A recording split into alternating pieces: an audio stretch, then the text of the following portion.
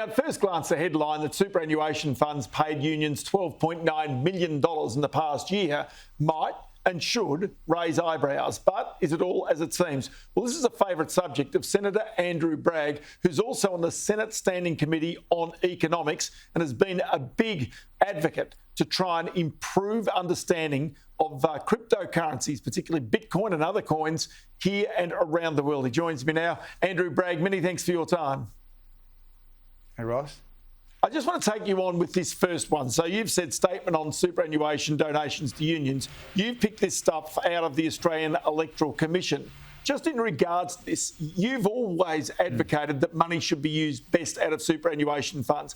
Nobody disagrees with this. But is this really as serious as what the headline makes out?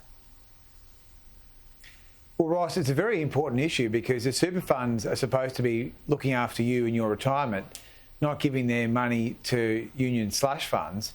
And at $12.9 million this year, it's a world record in terms of the payments that have been made from the super funds into the union. So this is going to underwrite the Labor Party's campaign in the federal election, and I think that's wrong.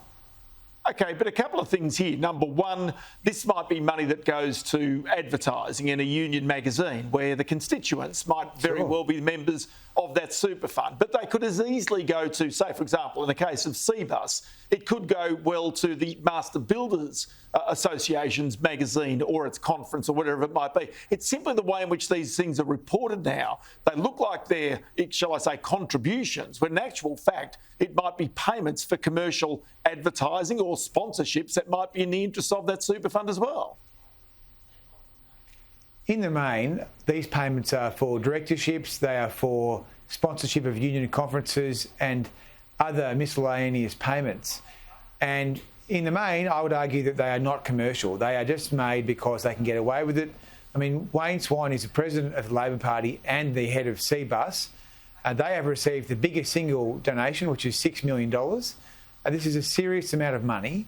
And my belief is that APRA should be doing more to ensure that there is value for money that is being received by members, because we have laws that state that the super funds should only make judgments in the public interest or in the interest of their workers and their members. And I don't think that all of these payments are. OK, but given the fact that these superannuation funds, that they are generally industry superannuation funds, a combination of both union officials and also officials that come from the industry itself, isn't that itself a natural handbrake on any excessive use of the members' money for, say, for example, unions, or indeed on the other side, to go into employer bodies as well? I wish it was, Ross, but as you know, the IR Club has been a feature of our industrial relations system for many decades, and the big employers and the big unions are in bed together, and generally I think that they are not interested in the workers or the retirement outcomes that the people of Australia should be getting. They are interested in feathering their own nests, which is why they've supported compulsory super, despite that being a system which has utterly failed the Australian taxpayer and the Australian people for 30 years. I mean, everyone's still on the pension, the budget is worse because of super, and people are struggling to get a first home.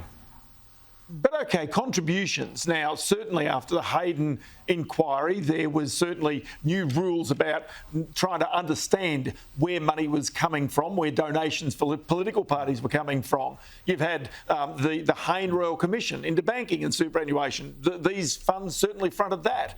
You've also got APRA there, as you say. So, you know, aren't there seem to be plenty of checks and balances around this money, you know, which I agree should not be subverted in any way. But I'm just asking the question as to whether there are not sufficient checks and balances to make certain the right money is going for the right reasons to the right places.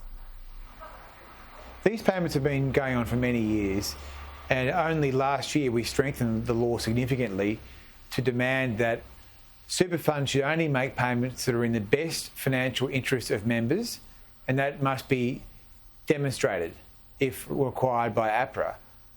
APRA has only had the law on its books for maybe 6 months, and it needs to start making some examples, because the Parliament has responded to these outrages. Now the regulator needs to show that this sort of stuff is not good enough, and that's why at the oversight hearings we have in Parliament House, when APRA come and front up, I'll be asking questions as to how all this enormous amount of funds are going from people's retirement savings into the coffers of the unions.